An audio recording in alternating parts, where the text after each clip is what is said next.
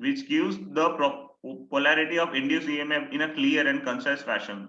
The statement of the law is polarity of induced EMF is such that it tends to produce a current which opposes the change in magnetic flux that produced it. That means क्या हुआ कि जो induce EMF होता है उसकी वजह से जो करंट प्रोड्यूस होता है ना, वो करंट ऐसे ही डायरेक्शन में फ्लो होगा कि जिस वजह से उसका जो मैग्नेटिक फील्ड प्रोड्यूस होगा, अब करंट है तो करंट भी खुद मैग्नेटिक फील्ड प्रोड्यूस करता है, तो उसकी वजह से जो मैग्नेटिक फील्ड प्रोड्यूस होगा ना, वो मैग्नेटिक फील्ड जिस मैग्नेटिक फील्ड की वजह से वो ईएमएफ प्रोड्यूस हुआ है उसको अपोज करेगा। समथिंग लाइक अगर यहाँ पे मैं एक सिंपल फिगर में ड्रॉ करूं कि सपोज ये कोई मैग्नेट है नॉर्थ साउथ, ये कोई लूप है, इस मैग्नेट की वजह से इस लूप में करंट प्रोड्यूस हुआ, तो ये करंट ऐसे प्रोड्यूस होगा, ऐसे ऐसे, उसके पास दो डायरेक्शन है, एक तो ऐसे फ्लो होगा, एक तो ऐसे फ्लो होगा, बट वो ऐसी डायरेक्शन में ही फ्लो होगा जिसकी वजह से इसका जो मैग्नेटिक फील्ड प्रोड्यूस हो रहा है, वो मैग्नेटिक फील्ड का सपोज यहाँ पे नॉर्थ है तो उस मैग्नेटिक फील्ड का भी यहाँ पे क्या आएगा, नॉर्थ आएगा, जिसकी वजह से ये क्या करेगा, इसका मैग्नेटिक फील्ड जिसके कारण ये प्रोड्यूस हुआ है, किसके वजह से प्रोड्यूस हुआ, तो इसके चेंज इन फ्लक्स के कारण ये ईएमएफ यहाँ पे प्रोड्यूस हुआ है।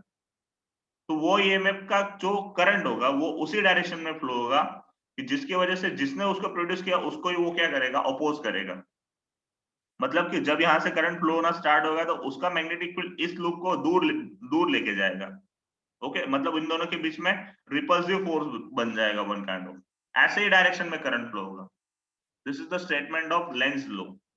ओके, अब इसको ही हमें समझना है कि हाउ इट इज पॉसिबल। समझ में आया कि क्या करना है यहाँ पे? The polarity of induced EMF is such that it tends to produce a current। मतलब कि इंड्यूस ईएमएफ की पोलैरिटी मतलब वो पॉजिटिव नेगेटिव होता है और करंट हमेशा पॉजिटिव से नेगेटिव की तरफ फ्लो होता है। So polarity of induce EMF is such that it tends to produce a current. Okay, कि वो करंट प्रोड्यूस करता है which opposes the change in magnetic flux. जो क्या किसको अपोज करता है, तो चेंज इन मैग्नेटिक फ्लक्स, क्योंकि चेंज इन मैग्नेटिक फ्लक्स के कारण ही वो करंट प्रोड्यूस हुआ है या वो ईएमएफ जनरेट है, तो वो उसी को अपोज करता है, दैट प्रोड्यूसेस इट। मतलब जिसने उसको प्रोड्यूस किया है उसी को वो क्या करेगा, अपोज करेगा, ऐसे ही डायरेक्शन में वो फ्लो होगा। क्योंकि अगर करंट की डायरेक्शन पे मैग्नेटिक फील्ड डिपेंडेंसी रखता है, आप किस डायरेक्शन में करंट फ्लो करवा रहे हो उसके हिसाब से आपका मैग्नेटिक फील्ड होता है, और उसी हिसाब से आपका नॉर्थ और साउथ पोल्स होते हैं। हमेशा करंट नॉर्थ पोल से बाहर आता है और साउथ पोल में अंदर जाता है। ओके, आउटसाइड ऑफ मैग्नेट हमेशा करंट नॉर्थ से बाहर आता है और साउथ में एंटर होता है। Okay, negative sign shows in the equation 6.3 represents this effect. तो वो जो नेगेटिव साइन था इस रूल में, एप्सिलॉन इज इक्वल टू लिखते थे ना हम, minus N d phi by d t, तो ये जो माइनस साइन था, this minus sign is for, it is representing Lenz law. वो किसे रिप्रेजेंट कर रहा है, इस लॉ को रिप्रेजेंट कर रहा है। ओके, तो इसी वजह से ईएमएफ का जो इक्वेशन होता है उसमें माइनस साइन होता है। अब we can understand the Lenz law by examining experiment 6.1 in a section 6.2.1. In the figure, we can see that the north pole of a bar magnet is being pushed towards the coil, closed coil. As the north pole of the bar magnet moves towards the coil, the magnetic flux through the coil increases, and hence current is induced in a coil in such a direction that it opposes the increase in the flux. This is possible only if the current in the coil is in counterclockwise direction with respect to the observer situated on the side of magnet. Note that the magnetic moment associated with this current has north polarity towards the north pole of the approaching magnet.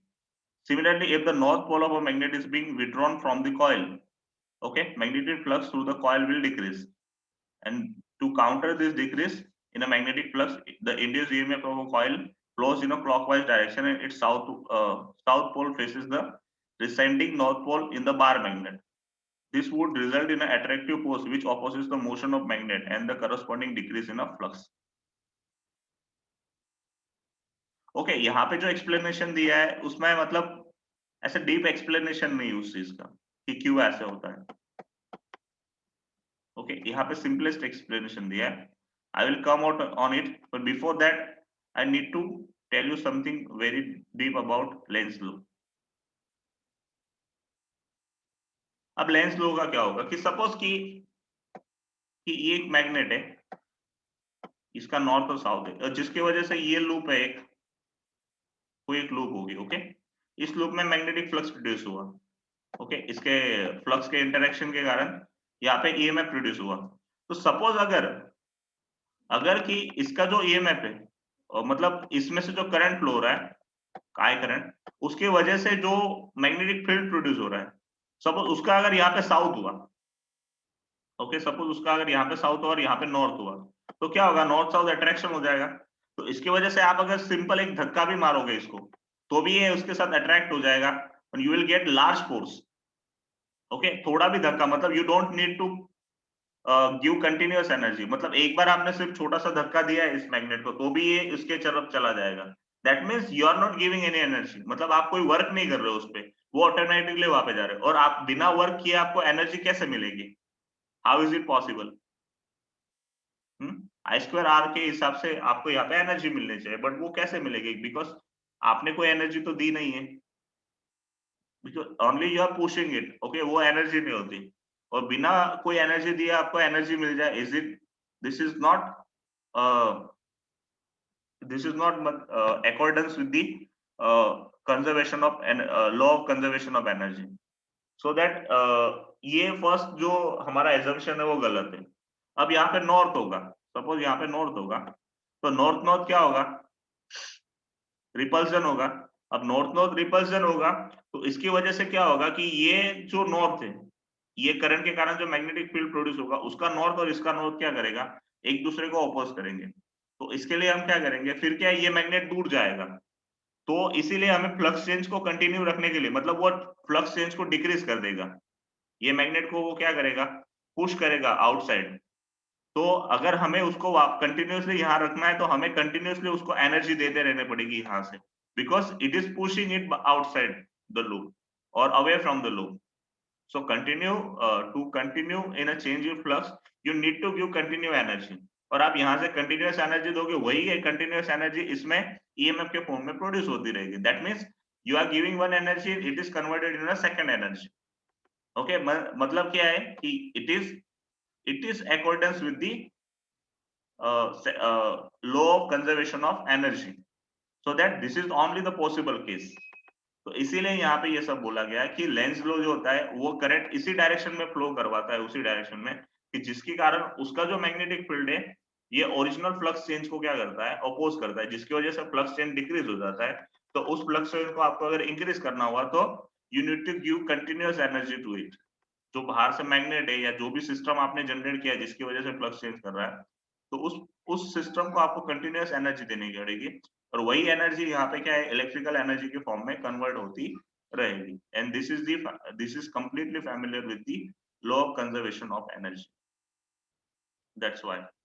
तो यहाँ पे वही discuss किया है कि negative sign, we can understand the Lenz law by experiment 6.1 था, okay. उसमें क्या था, एक मैग्नेट था और यहाँ पे एक लूप थी। तो ये मैग्नेट का अगर यहाँ पे नॉर्थ होगा ना, तो ये करंट नॉर्थ के डायरेक्शन में फ्लो होगा।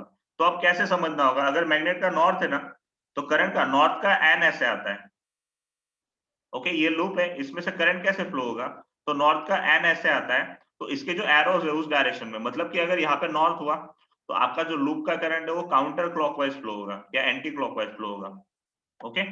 अब यहाँ पे दोनों केसेस बोले उन्होंने, ओके। यहाँ पे बोला गया in the figure we can see that the north pole of a bar magnet is to push towards the coil, close coil, मतलब आप नॉर्थ पोल जो है बार मैग्नेट का, उसको कॉइल के क्लोज लेके जा रहे हो। So what is as the north pole of a bar magnet moves towards the coil, magnetic flux through the coil increases. आप जितना पास लेके जाओगे कॉइल के पास, उतना आपका मैग्नेटिक फ्लक्स इंक्रीज होगा। Hence the current is induced in a such direction that it opposes the increase in the flux. अब current ऐसे डायरेक्शन में फ्लो होगा, क्योंकि आप यहाँ से पुश कर रहे हो तो वो इंक्रीज होगा फ्लक्स, ओके, क्योंकि मैक्सिमम फ्लक्स लाइंस इसके साथ कनेक्ट होगी तो फ्लक्स इंक्रीज हो जाएगा, ओके। तो ये जो करंट प्रोड्यूस होगा, वो करंट क्या करेगा, उसी फ्लक्स को डिक्रीज करने की कोशिश करेगा, okay. So hence the current is induced in a coil such direction that it opposes the increase in the flux. This is possible only if the current is in the coil is in anticlockwise direction with respect to observer situated in the site of magnet. मतलब ये तभी possible हो सकता है जब current आपका किस direction में हो, एंटी क्लॉकवाइज डायरेक्शन में हो, क्योंकि एंटी क्लॉकवाइज होगा तो आप राइट हैंड थंब वहां पे रखो करंट की डायरेक्शन में, तो जो आपका मैग्नेटिक फील्ड है ये यहाँ पे आउटसाइड डायरेक्शन में होगा, यहाँ पे इनसाइड डायरेक्शन में होगा। और ये नॉर्थ पोल है तो इसकी सारी लाइंस आउटसाइड जाएंगी, इसकी भी सारी लाइन आउटसाइड जाएंगी, तो वो दोनों एक दूसरे को क्या करेंगे, अपोज करेंगे। And this is due to such things happens. Note that the magnetic flux, magnetic movement associated with the current has north polarity towards the north pole approaching the magnet. मतलब क्या है, यहाँ पे north pole हुआ तो यहाँ पे भी क्या होना चाहिए, north pole ही होना चाहिए. Similarly, if the north pole of a magnet is being withdrawn from the coil, the magnetic flux through the coil will decrease. अब आप इसको withdraw कर लो, साइड में कर लो, तो ये coil का भी magnetic flux क्या हो जाएगा, decrease हो जाएगा. Okay, and coil will decrease, and to counter the decrease in the magnetic flux, the induced current in a coil flows in a clockwise direction, and its south pole faces the descending north pole of the bar magnet. अब क्या होगा कि जैसे आप इसको away लेके जाओगे, like देखो जब इसके पास लेके जाओगे तो यहाँ पे क्या होगा, करंट आपका एंटी क्लॉकवाइज फ्लो होगा, और जिसकी वजह से नॉर्थ टू नॉर्थ हो जाएगा और इन दोनों के बीच में अपोज करेंगे एक दूसरे को। बट जैसे आप नॉर्थ को मतलब दूर लेके जाओगे, नॉर्थ को विड्रॉ करोगे यहाँ से, तो ये जो करंट है वो क्लॉकवाइज डायरेक्शन में फ्लो होने लगेगा, क्योंकि जैसे आप इसको दूर लेके जाओगे तो मैग्नेटिक फ्लक्स डिक्रीज होना स्टार्ट हो जाएगा, एंड वो वही डिक्रीज को शो करने के लिए आपका करंट किस डायरेक्शन में फ्लो होना स्टार्ट हो जाएगा, साउथ में, मतलब कि क्लॉकवाइज डायरेक्शन में फ्लो होना स्टार्ट हो जाएगा. This would result in an attractive force between opposition of a magnet and the corresponding decrease in a flux. मतलब कि ये क्या है, one kind of attractive force generate हो जाएगा तब, और इस टाइम में आपका रिपल्सिव, आप कॉइल के पास लेके जाओगे तो रिपल्सिव फोर्स होगा, और कॉइल से दूर लेके जाओगे तो अट्रैक्टिव फोर्स बन जाएगा. What will happen if the open circuit is used in the place of closed loop in an example? Okay, is this case 2? The EMF is induced in the cross open circuit, and the direction of an induced EMF can be found using Lenz law. तो Lenz law से आप direction find कर सकते हो कि like ये current आपका ऐसे फ्लो हो रहा है, दैट मीन्स ऊपर पॉजिटिव होगा, नीचे नेगेटिव होगा. ओके, और करंट ऐसे फ्लो हो रहा है तो ऊपर नेगेटिव होगा, नीचे पॉजिटिव होगा. ओके, सिर्फ यहाँ पे एग्जाम में आता है कभी कभी एक क्वेश्चन, अगर टुवर्ड्स कॉइल नॉर्थ पोल है तो कॉइल में करंट कौन सी डायरेक्शन में फ्लो होगा, तो एंटी क्लॉकवाइज डायरेक्शन में. और away from the coil north है कि नॉर्थ दूर जा रहा है तो करंट क्या होगा आपका, क्लॉकवाइज डायरेक्शन में. सिमिलरली अगर यहाँ पे साउथ पोल हुआ टुवर्ड्स द कॉइल तो यहाँ पे करंट क्लॉकवाइज डायरेक्शन में होगा, और साउथ पोल अगर विड्रॉ हो रहा होगा कॉइल से तो ये करंट नॉर्थ डायरेक्शन में फ्लो होगा. A little reflection on this matter should convince us on the correctness of the Lenz law. Suppose that the induced current was in the direction opposite to the one depicted. In that case, the south pole due to the induced EMF will face the approaching north pole of the magnet. मतलब क्या है, हम जो assumption ले रहे हैं उसका उल्टा हुआ. Suppose कि यहाँ पे north pole है तो induced EMF का यहाँ पे south pole है. Okay, the bar magnet will then attract towards the coil at a ever increasing acceleration. अब इससे क्या हो जाएगा, यहाँ पे अगर साउथ पोल हुआ और यहाँ पे नॉर्थ पोल, जैसे मैंने पहले ही समझा दिया, तो उससे क्या होगा, ये बार मैग्नेट एक्सेलरेट हो जाएगा और उसकी तरफ अट्रैक्ट हो जाएगा. अब एक्सेलरेशन कब जनरेट होता है, जब आप बाहर से कोई फोर्स दे रहे हो, मतलब कोई वर्क कर रहे हो, तभी एक्सेलरेशन होना चाहिए. बट यहाँ पे without doing any work you are getting acceleration, and it is impossible thing. Okay, a gentle push on the magnet will initiate the process, and its velocity and kinetic energy will continuously increase without expending any energy. मतलब कि gentle push मतलब एक थोड़ा सा कोई push आप magnet के दोगे तो वो मैग्नेट टुवर्ड्स द कॉइल चला जाएगा. अगर यहाँ पे साउथ हुआ मतलब कि ये करंट नॉर्थ के कारण क्लॉकवाइज डायरेक्शन में फ्लो हुआ तो ओके, तो एक सिंपल सा पुश भी उसमें एक काइनेटिक एनर्जी और वेलोसिटी प्रोड्यूस करेगा विदाउट गिविंग एनी एनर्जी. मतलब हम कोई एनर्जी नहीं दे रहे फिर भी हमें एनर्जी मिल रही है. If this can happen one could construct a perpetual motion machine by a suitable arrangement. This violates the law of conservation of energy and hence cannot be happen. Okay, और ये चीज क्या कर रही है, law of conservation of energy को क्या कर रही है, वायलेट कर रही है, so that it can never be happen. ऐसा कभी नहीं हो सकता. So now consider the correct case shown in a figure 6.8. So in this situation, bar magnet experiences a repulsive force due to the induced current. Therefore, the person has to do work in moving magnet. मतलब फिर अब ये second situation का सोचो, ये situation का सोचो कि इंड्यूस ईएमएफ के लिए बार मैग्नेट क्या करेगा, एक नॉर्थ साइड में ही, मतलब कि इसका नॉर्थ है तो यहाँ पे भी नॉर्थ ही होगा, तो क्या होगा, दोनों नॉर्थ में क्या होगा, रिपल्सन होगा। तो आपको अगर प्रोसेस कंटिन्यू रखनी है तो you has to work in a moving magnet. तो इसके लिए आपको क्या करना पड़ेगा, मैग्नेट को मूव करने के लिए कंटिन्यूसली वर्क करना पड़ेगा। Where does energy spend in by a person go, this energy depicted by joule heating produced by the induce current. और ये जो एनर्जी होगी, मतलब आप बाहर से जो वर्क डन करोगे, वो एनर्जी इसमें इलेक्ट्रिकल एनर्जी और जूल एनर्जी के फॉर्म में कन्वर्ट हो जाएगी। Okay, got it? लेंस लो समझ में आया? Yes sir. हाँ, बहुत सिंपल है। और यहाँ पे ये चीज याद रखना है कि यहाँ पे नॉर्थ हुआ तो यहाँ पे भी नॉर्थ ही होगा, मतलब कि एंटी क्लॉकवाइज डायरेक्शन में करंट फ्लो होगा। आप अवे फ्रॉम द कॉइल जाओगे तो क्लॉकवाइज डायरेक्शन, यहाँ पे साउथ हुआ तो यहाँ पे एस आएगा, मतलब आपका करंट क्लॉकवाइज डायरेक्शन में फ्लो होगा।